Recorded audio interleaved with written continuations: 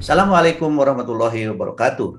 Para mahasiswa yang budiman, selamat datang kembali pada perkuliahan strategi pembelajaran pendidikan kewarganegaraan.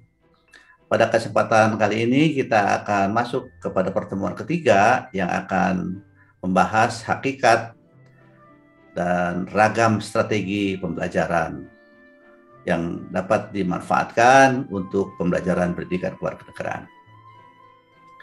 Pada pertemuan kali ini nanti kita akan coba memperbincangkan di dalam proses pembelajaran itu dikenal ada beberapa konsep penting ya yang kalian sebagai calon guru patut memahami dengan baik.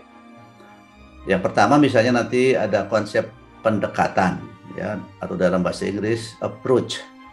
Kemudian juga kalian akan mengenal konsep lain yaitu strategi, kemudian metode, kemudian teknik, dan yang paling kecil itu taktik.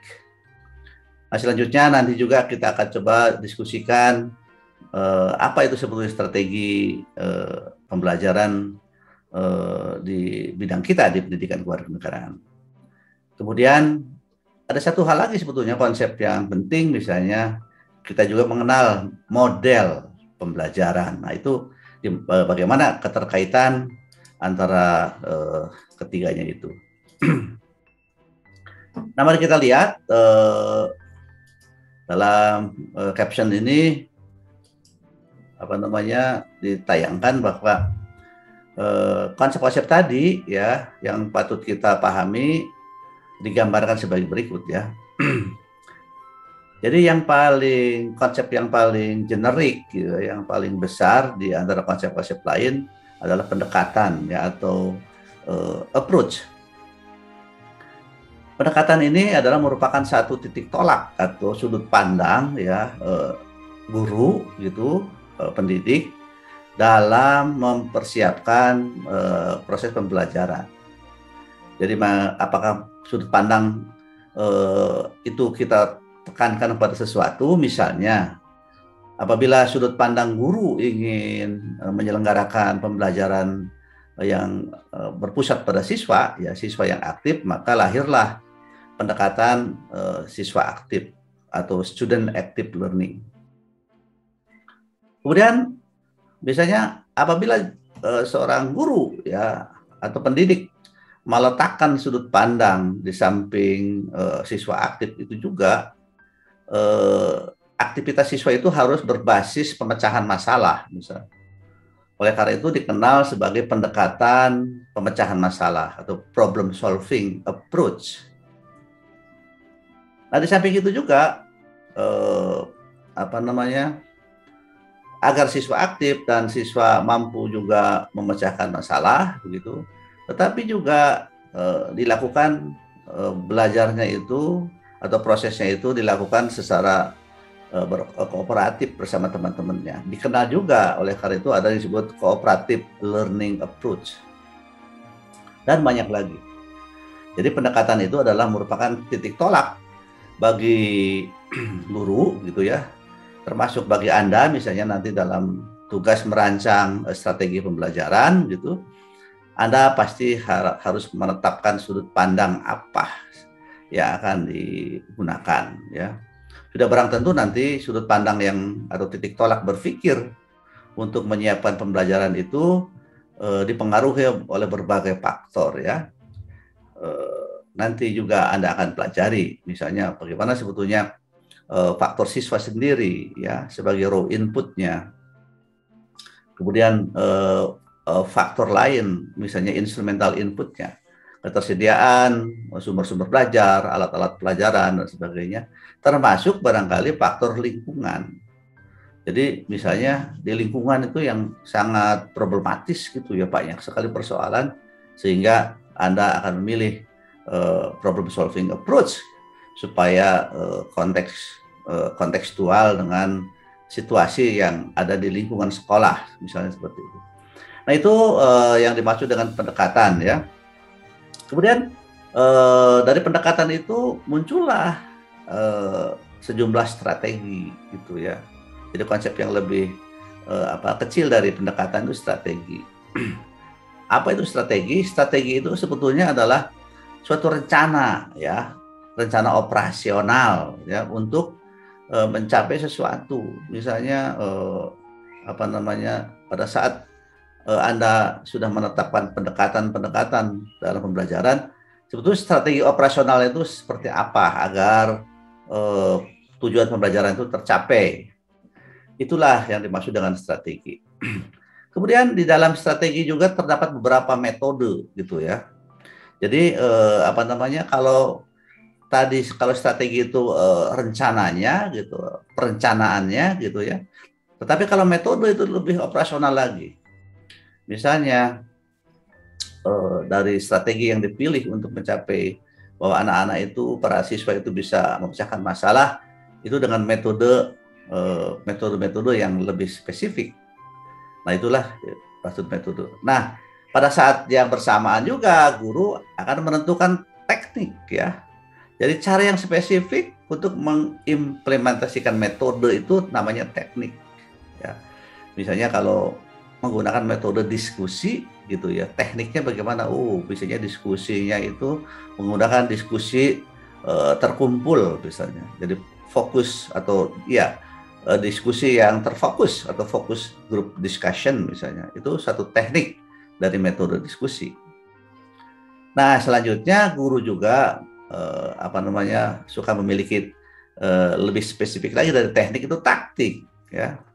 Jadi sudah semacam seni, ya, bagaimana sebetulnya setiap guru punya khas dalam menyampaikan teknik-teknik tertentu dalam suatu metode. Itu biasanya Anda juga berdasarkan pengalaman nanti, ya, berdasarkan jam terbang nanti itu punya taktik, ya, punya the art of teaching, ya, bersifat khas pada setiap individu guru.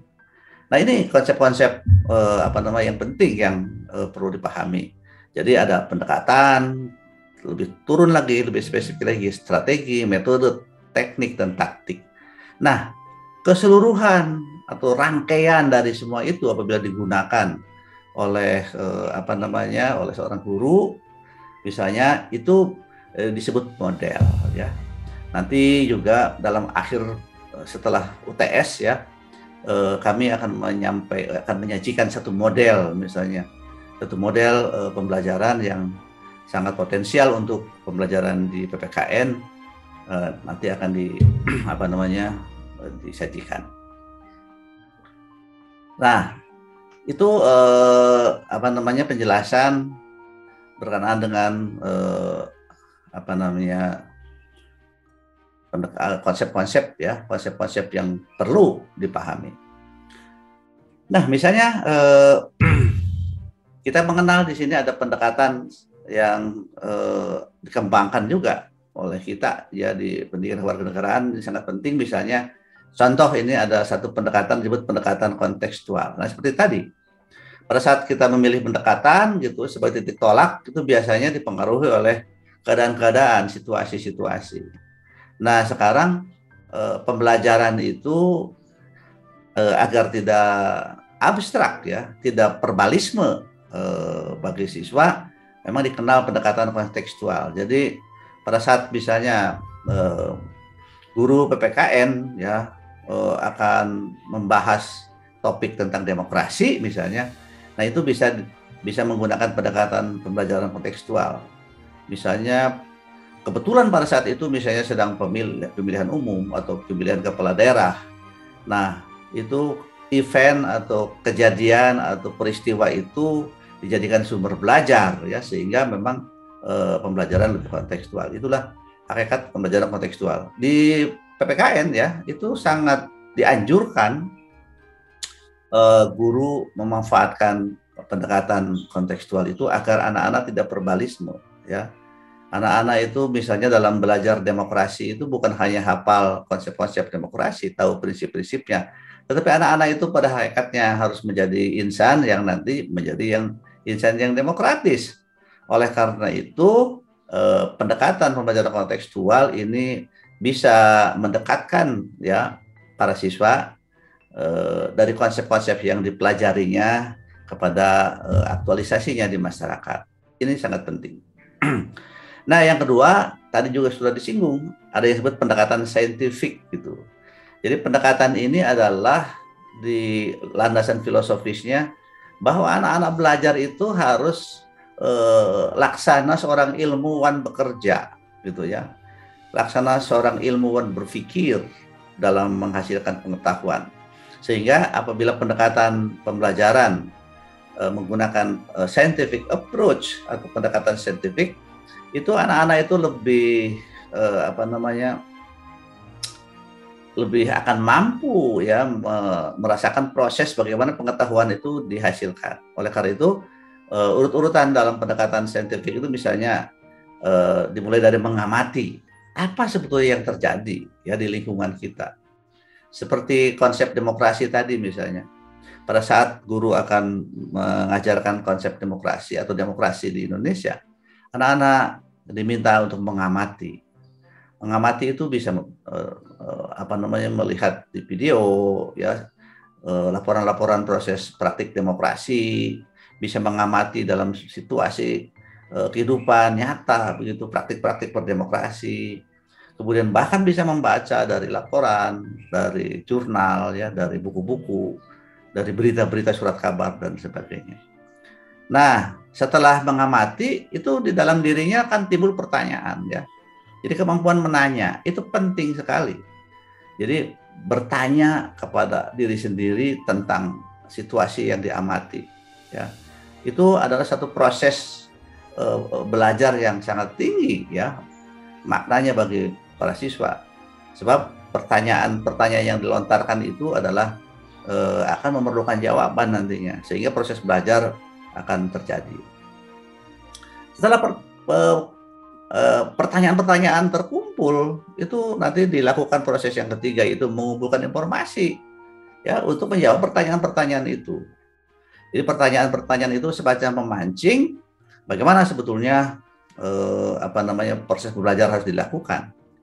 Jadi ini tradisi saintis gitu ya dalam memproduksi pengetahuan digunakan coba oleh para siswa di sekolah pada saat belajar begitu. Nah, kemudian setelah data terkumpul gitu anak-anak itu belajar mengasosiasikan dan belajar menalar ya. Lewat informasi itu coba anak-anak mengasosiasikan ini persoalan ini dihubungkan dengan persoalan yang lain, kemudian juga ada dengan kebijakan yang lain menurut data yang dikumpulkan, sehingga anak-anak itu bisa melakukan asosiasi dan akhirnya menalar. Jadi misalnya kenapa demokrasi kita itu masih seperti ini? Pantas ini, misalnya ada faktor-faktor lain ya, faktor-faktor lain yang bermain di luar sistem misalnya ya, di luar konsep yang memang diinginkan. Atau juga mungkin ini kematangan berpikirnya ya, atau kematangan sikap politiknya masyarakat kita juga masih belum sepenuhnya maksimal misalnya gitu, masih perlu banyak belajar, harus banyak sekali memperoleh pendidikan politik dan sebagainya. Nah, sehingga dalam proses mengasosiasi dan menalar itu anak-anak sudah punya simpulan ya, misalnya kenapa bahwa pendidikan demokrasi itu harus tetap dilaksanakan begitu, bahkan harus ditingkatkan. Nah, setelah itu baru bisa mengomunikasikan ya kepada orang lain. Jadi mengomunikasikan kepada orang lain itu bisa dalam bentuk lisan misalnya anak-anak berdialog dengan orang lain, bahkan anak-anak bisa melakukan presentasi lewat video dan sebagainya. Dan juga bisa secara tulisan, misalnya anak-anak membuat paper, anak-anak membuat artikel, anak-anak menyampaikan opini di surat kabar dan sebagainya. Ini pendekatan saintifik ini sangat potensial ya untuk dikembangkan di bidang kita. Nah, itu dua contoh pendekatan yang menarik ya. Nah, sekarang tadi juga sudah disebutkan, setelah pendekatan itu ditentukan, nah strategi apa yang akan dipilih, nah inilah semacam ada pola umum ya, pola umum proses pembelajaran yang akan dilakukan siswa dengan guru dalam memanfaatkan sumber belajar dan sebagainya. Jadi strategi itu merupakan pola umum. Jadi ada semacam pola umum dalam proses pembelajaran itu. Jadi interaksi belajar mengajar berlangsung dalam suatu pola yang digunakan bersama oleh guru dan siswa. Misalnya pada saat pendekatan yang sudah ditentukan tadi itu pendekatan saintifik, pola umum yang harus dilaksanakan oleh guru dan siswa sudah jelas. Misalnya pola umumnya itu para guru memfasilitasi ya para siswa untuk bidang-bidang yang harus diamati, apakah observasi langsung atau ada inquiry ke perpustakaan, membaca sumber-sumber dan sebagainya. Dan siswa pola umumnya mengamati ya. Tidak apa-apa yang yang tersedia sumber-sumber informasi atau sumber-sumber kejadian-kejadian kasus-kasus yang sudah disiapkan di sini diamati. Itu pola umum seperti itu. Jadi dalam pola tersebut tentu terkandung bentuk-bentuk rangkaian perbuatan ya atau kegiatan guru dan siswa yang mengarah pada tercapainya tujuan pembelajaran yang telah ditetapkan, misalnya sudah ditetapkan dalam RPP dan lain sebagainya. Jadi strategi itu sebetulnya ya bagaimana pola umum itu dipersiapkan, pola umum itu dilaksanakan sehingga memang proses pembelajaran itu sesuai dengan tujuan semula ya, sesuai dengan tolak ukur pemikiran dasar berdasarkan pendekatan-pendekatan yang sudah ditetapkan. Nah, di dalam pendidikan kewarganegaraan ini ada satu prinsip ya yang perlu kalian pahami. Ada prinsip pemilihan strategi pembelajaran. Jadi bagaimana pola umum yang dipilih itu ada prinsip-prinsip. Yang pertama memang prinsip meaningful. Jadi pola umum yang dipilih atau strategi yang dipilih itu memang harus punya makna ya. Jadi tentu saja kita sudah merencanakan ya pola umum mana yang akan dipilih yang bermakna. Nah, kemudian pola umum selanjutnya itu adalah integrated ya. Integrated itu integratif atau terintegrasi. Jadi terintegrasi itu maksudnya seperti tadi ya, misalnya strategi itu memang harus menghasilkan satu pengalaman belajar yang maksimal. Oleh karena itu memang kalau ada beberapa strategi yang bisa dipakai gitu ya untuk bisa saling melengkapi digunakan. Seperti tadi ya, pola umum misalnya dalam pendekatan saintifik gitu ya, bahwa di samping siswa aktif gitu mengamati, menanya, mengasosiasi, mengkomunikasikan, juga kan ada pola umum yang harus dilakukan juga oleh guru ya. Gurunya itu guru yang reaktif juga ya. Kalau anak siswa itu aktif, guru juga harus reaktif. Bagaimana pola umum guru yang reaktif? Misalnya guru sudah siap dengan berbagai dorongan motivasi, memberikan fasilitasi kemudahan sumber belajar, memberikan dukungan, misalnya sumber-sumber informasi yang sulit didapatkan didukung oleh para guru dan lain sebagainya.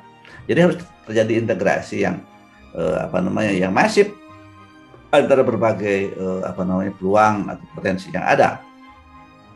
Nah, dalam pendidikan kewarganegaraan memang ada satu khas ya bahwa strateginya itu harus berbasis nilai ya, value based, berbasis nilai. Maksud berbasis nilai itu bahwa setiap proses, setiap pola, setiap perilaku, setiap kegiatan yang disampaikan itu harus punya nilai ya, harus berbasis nilai. Misalnya pada saat mengapa anak-anak dilatih atau dikembangkan kemampuannya untuk menanya ya misalnya, itu sebetulnya punya nilai di dalamnya itu ya, bahwa menanya itu bukan sembarangan menanya gitu, bukan hanya sekedar menyampaikan pertanyaan gitu ya. Menanya itu kan beda menanya itu dengan minta diberitahu ya gitu. Kalau minta diberitahu ya hanya itu saja bertanya misalnya kemana jalan ke Bandung, ke sana. Itu dalam konteks pembelajaran itu bukan menanya yang seperti itu. Kalau menanya itu misalnya diajarin bagaimana sebetulnya setelah anak-anak mengamati itu, anak-anak tuh coba mengemukakan kembali apa yang diamatinya. Misalnya berdasarkan pengamatan, misalnya dalam proses demokrasi di kita itu selalu diwarnai oleh hal-hal yang tidak sesuai dengan kaidah-kaidah demokrasi, baik demokrasi Pancasila maupun berdasarkan kaidah-kaidah demokrasi pada umumnya secara universal. Nah, begitu misalnya. Terus selanjutnya baru menyampaikan pertanyaan. Nah, berdasarkan keadaan seperti itu, misalnya ya, bagaimana sebetulnya kita berperan nih ya, baik pemerintah maupun masyarakat gitu, agar memang praktik-praktik demokrasi itu tidak dikotori oleh hal-hal yang memang tidak membuat demokrasi lebih matang. Nah, seperti itu. Jadi dalam fase menanya itu ada terkandung nilai ya, nilai yang penting bagi diri siswa. Nah, di samping itu juga challenging, menantang. Memang strategi yang dipilih itu harus challenging, dan terakhir aktif kreatif ya. Jadi aktif kreatif itu. Jadi itulah sebetulnya. Jadi apabila pembelajaran pendidikan kewarganegaraan ya sudah dipilihkan strateginya yang bermakna, yang terintegrasi, yang berbasis nilai, yang menantang dan mengembangkan aktif kreatif, inilah sebetulnya yang diharapkan akan menjadikan pendidikan kewarganegaraan itu menjadi subjek yang sangat menarik gitu ya, menjadi sangat berbobot dan menjadi sangat menantang. Nah, oleh karena itu kita semua memang harus mencoba belajar bagaimana memilih strategi pembelajaran pendidikan kewarganegaraan yang bisa membuat pendidikan kewarganegaraan itu menjadi powerful learning area. Jadi menjadi area pembelajaran yang powerful ya, yang menarik, yang menantang, kemudian menumbuhkan motivasi belajar sehingga bidang ini digandrungi oleh anak-anak muda. Saya kira demikian pertemuan kali ini. Sampai jumpa pada pertemuan selanjutnya. Untuk lebih memahami pilihan strategi pembelajaran pendidikan kewarganegaraan, silakan Anda pelajari dari sumber-sumber yang relevan dan berdiskusi dengan teman-teman sekelas. Sekian, billahi taufiq wal hidayah. Wassalamualaikum warahmatullahi wabarakatuh.